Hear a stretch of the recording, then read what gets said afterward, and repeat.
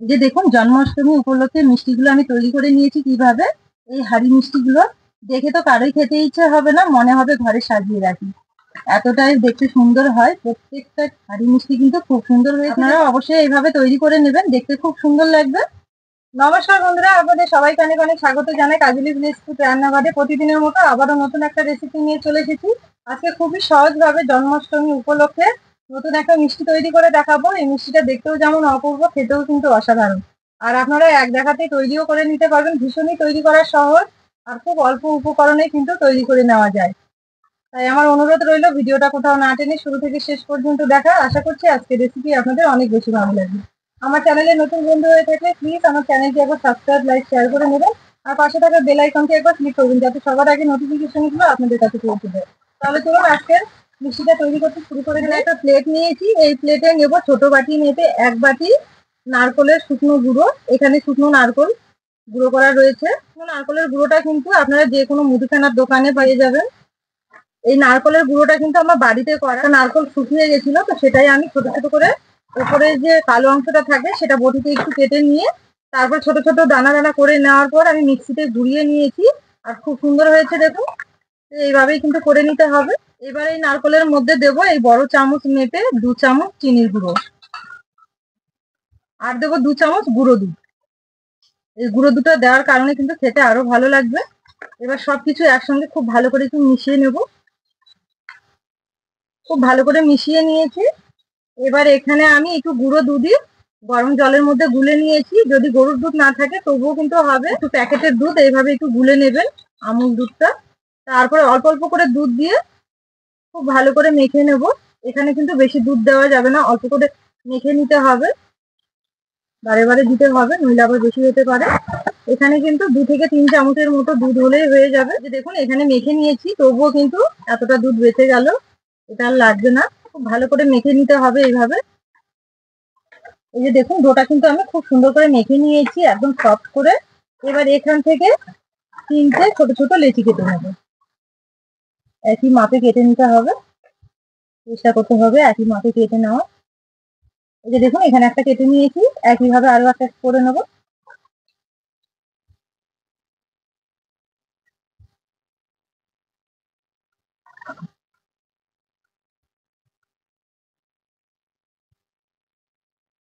একই মাপে এখানে আমি 3টে কেটে নিয়েছি। আর একটু রেখে দেব ছোট্ট করে, এইটুকুন আলাদা করে রেখে দিলেই হবে। এবার এইগুলো আমি একটা প্লেটে তুলে রেখে দেবো।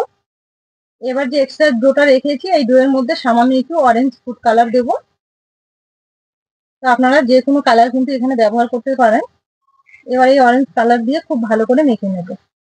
এবার এখানে আমি একটুখানি গুঁড়ো দুধ রেখে দিয়েছিলাম, এবার এই গুঁড়ো দুধটা এর মধ্যে দিয়ে দেবো। এই গুঁড়ো দুধটা দেওয়ার পর আবারও খুব ভালো করে মেখে নেব, একদম সফট করে মেখে নিতে হবে। ফুড কালার দিয়ে এই ডোটাও খুব ভালো করে রেডি করে নিয়েছি, একদম সফট করে মেখে। এবার এখান থেকে 3টে লেচি কেটে নেব সমান মাপে।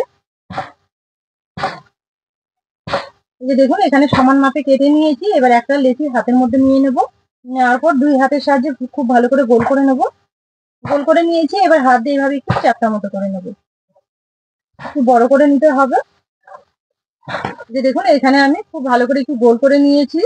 নেওয়ার পর এবার এখান থেকে আমি একটা প্রথমে যে সাদা লেচিটা কেটে রেখেছিলাম, এবার এই লেচিটা এইভাবে নিয়ে নেব।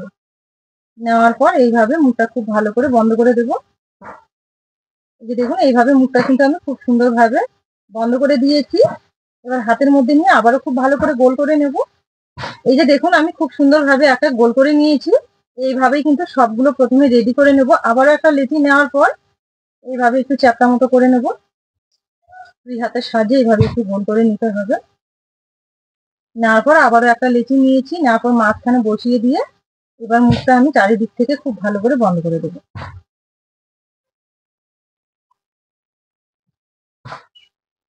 দেখুন এখানেও খুব সুন্দরভাবে মুখটা একদম সিল করে দিয়েছি। আবারও 2 হাতের সাহায্যে ভালো করে গোল করে নেব। বাকি যেটা রয়েছে সেটাও কিন্তু এইভাবেই রেডি করে নেব।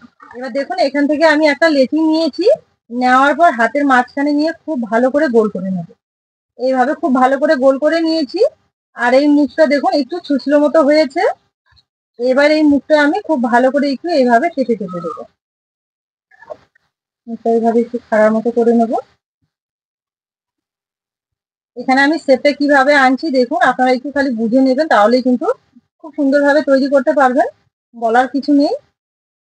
এই যে দেখুন আমি ঠিক এইভাবে তৈরি করে নিয়েছি।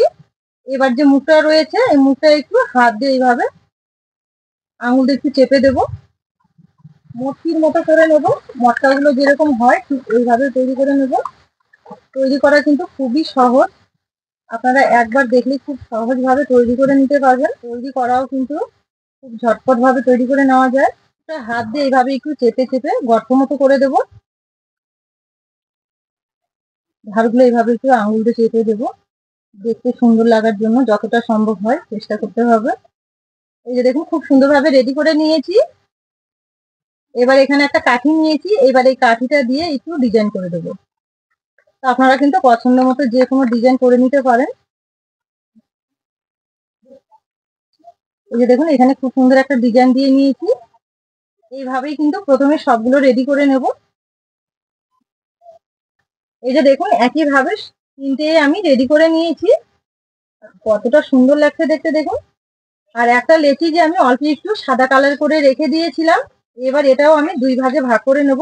এখানে সমান ভাগে ভাগ করে নিয়েছি, দুটো দুই ভাগ করে নিয়েছি। এবার এক ভাগের মধ্যে সামান্য আবার একটু ফুড কালার দেবো, সামান্য একটু কেশরি কালার দেবো এর মধ্যে, একটা ভাগের মধ্যে দিলেই হবে। তো এখানে আপনারা যে কোনো পছন্দ মতো কালার কিন্তু ব্যবহার করতে পারেন।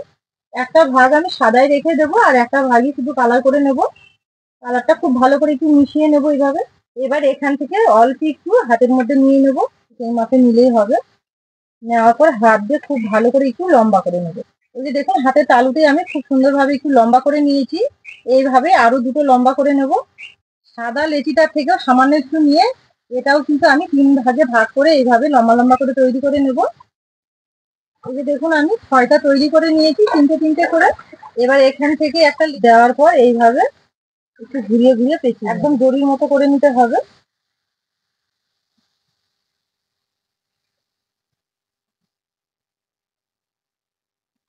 এই দেখুন দড়ির মতো করে নিয়েছি, একদম দড়ির মতো হয়ে গেছে।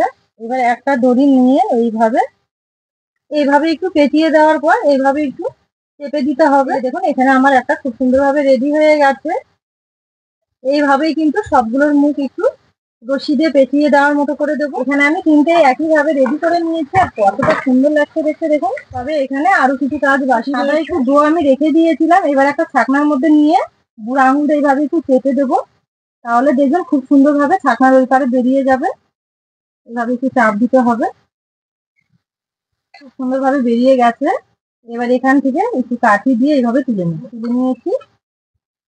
এবার একটা মটকা নিয়ে নেবো, মটকার মধ্যে এইভাবে বসিয়ে দিল, দড়ির শেষ প্রান্তে দিতে হবে। দেখুন বসিয়ে দিয়েছি, একইভাবে আবারও করে নেব। এই যে দেখুন এইভাবে বসিয়ে দিয়েছি খুব সুন্দরভাবে, একইভাবে ওগুলোতেও করে নেব। এবার দেখুন আমি দুধ ছাঁকনিতে কিন্তু দুটো কালারই একটু চাপ দিয়ে এইভাবে করে নিয়েছি। এবার এখান থেকে একটু কাঠি দিয়ে সাদাটা তুলে নেব, এইভাবে তুলে নিতে হবে। এবার সাইড গুলোতে একটু ডিজাইন করব, এইভাবে একটু সাদা দিয়ে দেবো বসিয়ে